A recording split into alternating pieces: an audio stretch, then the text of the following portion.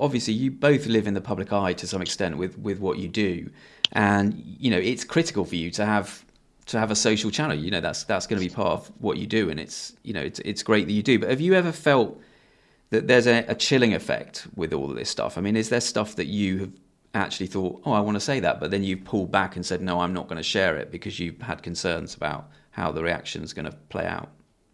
And Anita, do you want to have a crack at that one? Yeah, of course. There are times where I read things online and it, incenses me or angers me, or I want to respond directly. But, being a mature or trying to be a mature adult, you have to have a word with yourself sometimes and go, you know what, just take a breath and don't put that out there. And sometimes, I type things out and I delete it instantly because I'm like, it's just a way for me to just get that sort of, energy off my chest. And then I'm like, okay, calm down. It is what it is or whatever. But I think a lot of people don't have that ability to just recognize, what you put that out there is a representation of yourself and sometimes your employer and things like that. And you have to be mindful. And I have to think on a conscious level where I have to be mindful because of the game that I represent, but also the young women who may be following my sport. And therefore, I try not to put things out there that will cause harm or cause, individual harm. And I've seen what that kind of harm can do to individuals. So, I don't want that to be the case when I interact with online platforms. I've had a former teammate who works in the public eye as a presenter who got a wave of trolling and abuse just for having an opinion as a woman, literally had to come off social media.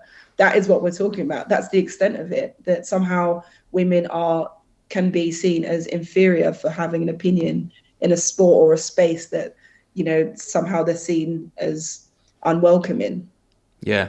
What about you, Anna? What's your view on whether do you hold back sometimes because you feel like you're going to you're going to trigger a load of trolling just by saying something? I look back at how I began online, and I was like, when looking at my young girls who are obviously 5 and now coming up to 9, I look at them and I see they're not weighed down with what Anita and I were sort of laid on. I think you get to 10, I think Glennon Doyle said, and suddenly you're so aware of what society thinks of you and how you're not a size 10 and how you'll never be quite right. You're never perfect, and men don't go through the same process. And I think I see that now amplified online.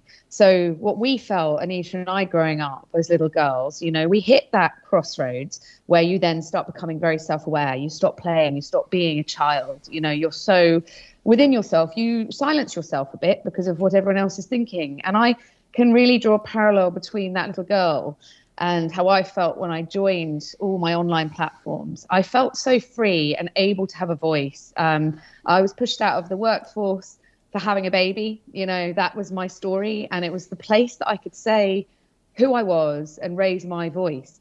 And I was overwhelmed by the fact that I didn't have to ask permission from a media enterprise to be spoken, allowing myself to speak. So this huge platform opened up to me, other women, and it was amazing for a while. Honestly, Aidan, it was this incredible sort of conversational utopia, and I felt like that child. But as my profile grew and the trolling grew, and my, as a perimenopausal 40-something woman who's been through a shitload of stuff, I thought, if I can't take this, what about younger girls? What about the young footballers coming through wanting to be the new Anita? What about 20-somethings off Love Island who aren't prepared for the world on any level, let alone the online world? And then I think in the wake of what happened to Caroline Flack, I stopped speaking. And it makes me quite sad talking about that, because I remember how empowering it was to have a voice, and it's been taken away. I censor myself every single day, and I'm telling my girls to raise their voices and I'm shutting my own down. And I see it everywhere. And like I said, it's never happened to my husband ever. Yeah. No, and I can really feel the emotion in that. It's just really powerful. I mean, we publish this research, and as you know, there's an online safety bill going through Parliament at the minute, which is, designed to try and bring the platforms to make them take more account of this stuff. But we called on them to listen. I mean, essentially, we said, look, you have got a problem with the way that over half of your audience that use these platforms are experiencing life online with you, and we need you to listen about that. What would you want to say to the platforms? What are some of the things that you think they need to be doing? Anna, do you want to kick off with that? It's what Anita said. The anonymity is such an easy win. Just make people accountable. I operate on LinkedIn really now because people are attached to a job profile. You censor yourself. We're talking about that filter. You naturally filter yourself because you know what? Your career could be on the line if they see you going, oh, Anita, you're this, that, and the other. Oh, Anna, you're this. Just because I'm angry, I'm going to throw it at you. I don't get anything on LinkedIn because there's accountability.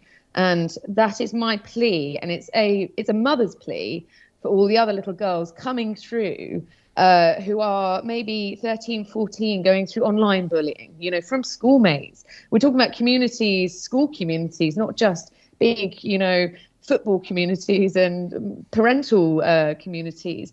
I want social media giants to make everybody accountable for what they say.